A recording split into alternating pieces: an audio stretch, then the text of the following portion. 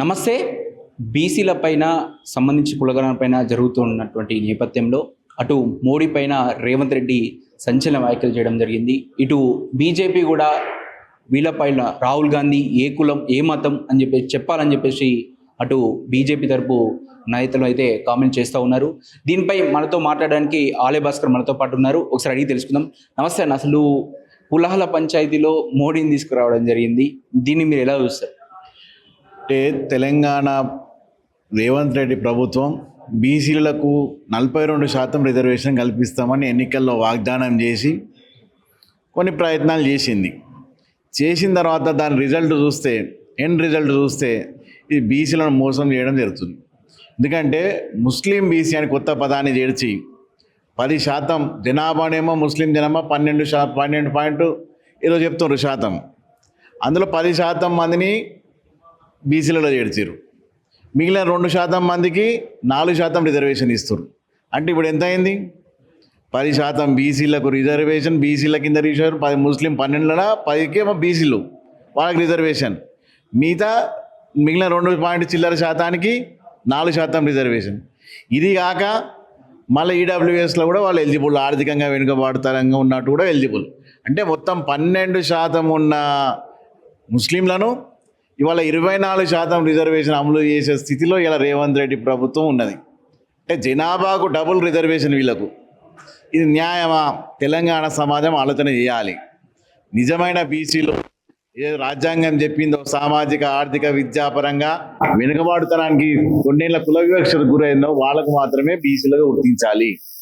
ముస్లింలు మతపరమైన రిజర్వేషన్లు రాజ్యాంగంగా వ్యతిరేకం. వాళ్ళను బీసీలలో చేరుస్తావు, మైనారిటీలలో చేరుస్తావు, ఎకనామిక్ బ్యాక్వర్డ్ కింద చేరుస్తావు. ఇన్ని ప్రయోజనాలను ముస్లింలు చేర్చి నిజమైన బీసీలకు ద్రోహం చేస్తున్నదా ఈ ప్రభుత్వ ఈ రిపోర్టుని కానీ కులగణని కానీ భారతీయ జనతా పార్టీ ఎట్టి పరిస్థితులు ఒప్పుకోదు. ముస్లిం రిజర్వేషన్లు అనేది ముస్లిం బీసీ అనే పదాన్ని తొలగించాలి. కేవలం అర్హులైన హిందూ బీసీలకు మాత్రమే కులగణన ద్వారా రాజకీయ లబ్ధి చేకూరాలి. ఎందుకంటే మనం ఇలా ముస్లింల బీసీ రిజర్వేషన్ల కింద దాదాపుగా 32 మంది ముస్లింలు ఎలా కార్పొరేటర్లు ఉన్నారు. ఎంపీటీసీ తీసుకోండి, జెడ్పీటీసీ తీసుకోండి, భవిష్యత్తులో బీసీ రిజర్వేషన్ ఉన్న చోట అంతా ముస్లింకి అప్పచెప్పాలని కుట్రలో భాగంగా ఇదంతా జరుగుతున్నది. కాబట్టి దీన్ని మేము పూర్తిగా వ్యతిరేకిస్తున్నాం. అయితే ఇక్కడ మీరు అంటూ ఉన్నారు రాహుల్ గాంధీ ముస్లిం, ఎందుకంటే వాళ్ళ ఫాదరు ఫిరోజ్ ఖాన్ అయితే ఉన్నాడో, అయితే ఇందిరాగాంధీ భర్త ఫిరోజ్ ఖాన్. సో అక్కడ ఉన్నాడంటే అక్కడ ఎవరైతే ఫాదర్ ఉంటారో వాళ్ళ కులమే వస్తుంది, వాళ్ళ మతమే వస్తుంది ఇన్ జనరల్గా. సో ఇక్కడ మాత్రం డైవర్షన్ కన్వర్షన్ జరగలేదు. సో వీళ్ళు ఇప్పటికీ ఏమని చెప్తారు, నిన్న జగ్గారెడ్డి మాట్లాడుతూ ఒక రాహుల్ గాంధీ బ్రాహ్మణ వ్యక్తే అని చెప్పేసి చెప్తా ఉన్నారు. ఎందుకంటే తాతల నుంచి నెహ్రూ నుంచి వచ్చినటువంటిదే రాహుల్ గాంధీ పాటిస్తున్నారని ఒక వ్యాఖ్య మాత్రం చేయడం జరిగింది. దీన్ని సమర్థిస్తారా? మీరు పూర్తి స్టోరీ చెప్పారు ఏం జరిగింది అనేది.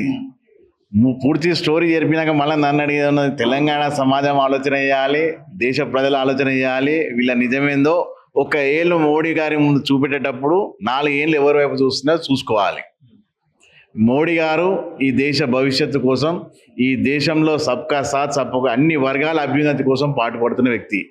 అటువంటి వ్యక్తిని నీచ రాజకీయాల కోసము ఆయనను దూషించడం, పనికిమాలిన మాటలు మాట్లాడడం ఈ సీఎం గారికి తగదు.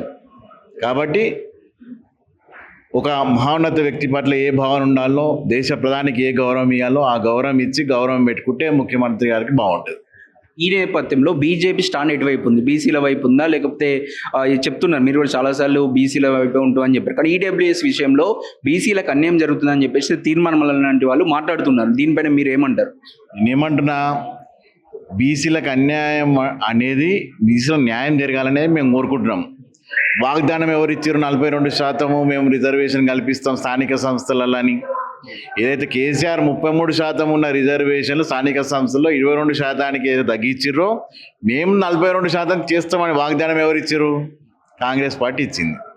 దాన్ని నిలబెట్టుకోవాల్సిన బాధ్యత ఎవరి మీద ఉన్నది? ఆ వాగ్దానాన్ని బీజేపీ వ్యతిరేకించలే కదా. మేము పూర్తిగా సమర్థించినాం, బీసీలకు న్యాయం జరిగితే మంచిగా ఉంటుందని. ఇప్పుడు ఏం చేస్తున్నాడు? చేతగాక సాధ్యం కాదని చెప్పి ముస్లింలను జోడించి కేంద్ర ప్రభుత్వం కోట్ల దాన్ని పడేసి రాజకీయం చేయాలని చూస్తారు, కానీ బీసీల పట్ల చిత్తశుద్ధి చేయాలి. ఆనాడు కేసీఆర్ అయినా సమగ్ర కుటుంబ సర్వే చేసి అన్ని రిపోర్ట్స్ దగ్గర పెట్టుకున్నాడు. బీసీలకు సంబంధించి, కులగణకు సంబంధించి అన్నీ ఉన్నాయి. ఆనాడు 10 ఏళ్ళకి వచ్చి తెలంగాణలో ఉన్నాయి, బహిర్గతం చేయలేదు. కానీ 10 ఏళ్ళల్లో కేసీఆర్ బీసీలకు ఏం న్యాయం చేసిండు? ఆయన 3-1 న్యాయమే చేసిండు కదా. లెక్కలు అన్నీ 6 ఉన్నాయి లెక్కలు. ఇలా అఫీషియల్గా ముద్రింపబడ్డది. అఫీషియల్గా ముద్రింపబడ్డలో కూడా బీసీలకు అన్యాయం జరుగుతున్నది. ఇది బీసీలకు మోసగా కీడే కానీ మేలు కాదని మేము చెప్తా ఉన్నాం. అంటే 42% అనేది ఇవ్వడం అనేది రాజ్యాంగబద్ధంగా సాధ్యం కాకపోవచ్చు. అయినా కూడా రేవంత్ రెడ్డి ప్రభుత్వం చట్టం చేసి కేంద్రానికి పంపితా అని చెప్తుంది. సో ఇక్కడ మీకు ఒక విషయంలో పార్టీలకు దమ్ముందా, బీఆర్ఎస్కు దమ్ముందా, బీజేపీకి దమ్ముందా? మేము ఇస్తాం 42% స్థానిక ఎలక్షన్లో బీజేపీ బీఆర్ఎస్ ఇవ్వగలుగుతా అని చెప్పేసి మీ మీద ఒక వాగ్వాదం చేయడం జరిగింది. మీరేమంటారు? అయ్యా బాబు, మీరు చరిత్ర చూసుకోండి. గతంలో 2024 23 అసెంబ్లీ ఎలక్షన్లు జరిగినాయి. భారతీయ జనతా పార్టీ 42% బీసీలకు టికెట్లు ఇచ్చింది, ఎమ్మెల్యే టికెట్లు ఇచ్చింది. బీసీని ప్రభుత్వం వస్తే బీసీని ముఖ్యమంత్రి చేస్తామని ప్రకటించింది. మీరు ఆలోచన చేయండి. భారతీయ జనతా పార్టీ ఆల్రెడీ చేసి చూపెట్టింది. ఇది కొత్తగా మీరేదో సవాల్ ఇది చేసేస్తే ఏం కాదు. ఇక్కడ ఆల్రెడీ మా చిత్తశుద్ధి ఉన్నది. మేము ఆల్రెడీ అసెంబ్లీ ఎలక్షన్లో చేసి చూపెట్టినాం. ప్రభుత్వం వస్తే బీసీ ముఖ్యమంత్రిని ప్రకటించినాం. మళ్ళీ మీకు దమ్ముందా? తెలంగాణ రాష్ట్రంలో 60-70% ఎస్సీ బీసీ మైనారిటీ వర్గాలు ఉన్నాయని చెప్తున్నారు. మళ్ళీ అది రాజ్యాధికారం ఎవరికి ఉండాలి? వాళ్ళకు ఉండాలిగా. ఇచ్చే దమ్ము ధైర్యం కాంగ్రెస్ పార్టీకి ఉందా? అనవసరమైన రాజకీయాలు బంద్ చేసి మేలు చేసేది ఉంటే మేలు చేయండి. అనవసరమైన రచ్చ చేసి ప్రతి ఒక్క వర్గానికి అన్యాయం చేసే విధంగా ప్రవర్తించకండి. చిత్తశుద్ధితో ఉండండి. ఇది చూస్తూ ఉంటే ఏది ఏమైనాక నిజంగా బీసీల కోసం పనిచేసే పార్టీ బీజేపీ అని చెప్పేసి మనతో పాటు ఆలి భాస్కర్ చెప్తున్నారు. కెమెరామెన్ వెంకటేష్తో అక్షిత్, హైదరాబాద్.